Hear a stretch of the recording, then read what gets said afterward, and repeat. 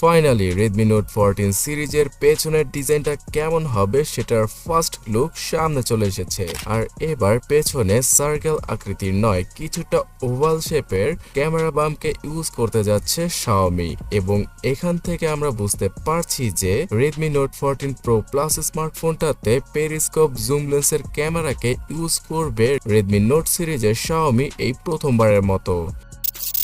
তাছাড়া ক্যামেরা ডিজাইনের পাশাপাশি নতুন আর কি চমক দেখাবে Xiaomi এবার, সেটাই জানাচ্ছি সম্পূর্ণ ভিডিওতে, তাই লাইক এবং সাবস্ক্রাইব করে দেখতেই থাকুন।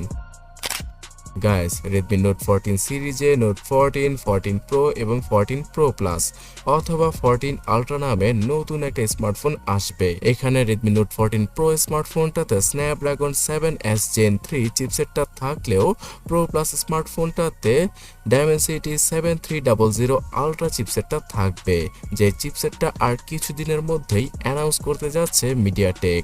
আর এর আনতুতু বেঞ্চমার্কের স্কোর প্রায় 10 লক্ষের কাছাকাছি হবে। সো Redmi Note সিরিজের সবচেয়ে পাওয়ারফুল স্মার্টফোন হতে চলেছে Redmi Note 14 Ultra অথবা Pro Plus নামে আসা স্মার্টফোনটি। এই চিপসেটটার জন্য যে কোনো অ্যান্ড্রয়েডের হাই গ্রাফিক্সের গেম ইজিলি খেলা পসিবল হবে Note 14 Pro Plus অথবা Ultra স্মার্টফোনটিতে। এছাড়া এই প্রথমবারের মতো মেইন ক্যামেরার সাথে পেরিস্কোপ জুম লেন্সকে ইউজ করতে যাচ্ছে Xiaomi।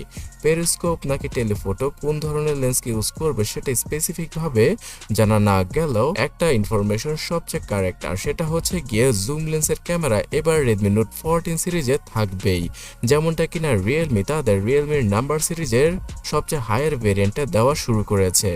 এবং এই জুম লেন্সের জন্য DSLR কোয়ালিটির পোর্ট্রেট ছবিগুলো তুলতে পারা পসিবল হবে হায়ার ফোকাল লেন্থের কারণে। তার পাশাপাশি এইবার সনির 50 মেগাপিক্সেলের কিছুটা ফ্ল্যাগশিপ টাইপের মেইন ক্যামেরাকে ইউজ করতে যাচ্ছে Xiaomi, অথবা তারা 200 মেগাপিক্সেলের ক্যামেরাকেও ইউজ করতে পারে, যেটা কিনা স্যামসাং তৈরি করেছে। আর মার্কেটিং এর ক্ষেত্রে এই 200 মেগাপিক্সেলের ক্যামেরাটা ভালোই কাজ করবে। তবে এর 3 নাম্বার লেন্স হিসেবে, মানে 3 নাম্বার ক্যামেরা সেন্সর হিসেবে 8 মেগাপিক্সেলের আল্ট্রাওয়াইড ক্যামেরাকেই আমরা দেখতে পেতে পারি, যার কোয়ালিটি অতটাও ভালো হবে না। ব্যাক ক্যামেরার পাশাপাশি ফ্রন্টে এবার 32 মেগাপিক্সেলের সেলফিকে ইউজ করতে যাচ্ছে Xiaomi। তবে নর্মাল Redmi Note 14 Pro স্মার্টফোনটাতে সেই আগের মতোই 16 মেগাপিক্সেলের সেলফি ক্যামেরা থাকবে। 4K তে ভিডিও রেকর্ড করা পসিবল হবে Redmi Note 14 সিরিজের সবগুলো স্মার্টফোন দ্বারা। তার সাথে ডিসপ্লে হিসেবে সেই আগের মতোই 1.5K রেজলিউশনের কার্ভ অ্যামোলেড ডিসপ্লে থাকবে Note 14 Pro Plus-এ। তবে এবার এর সাইজটা কিছুটা বড় হতে পারে, মানে 6.78 ইঞ্চি অথবা 6.8 ইঞ্চি সাইজের ডিসপ্লেকে এই প্রথমবারের মতো নোট সিরিজে ইউজ করতে যাচ্ছে Xiaomi। আর ডিসপ্লের কোয়ালিটি মাথা নষ্ট করার মতো হবে। ইন ডিসপ্লে ফিঙ্গারপ্রিন্ট স্ক্যানার, সর্বোচ্চ 3000 কি 4000 নিটসের পিক ব্রাইটনেস, তাছাড়া HDR সহ সব ধরনের উন্নত টেকনোলজি এই ডিসপ্লেতে ইউজ করতে যাচ্ছে Xiaomi। থাকবে Gorilla Glass Victus 2 এর সাপোর্ট।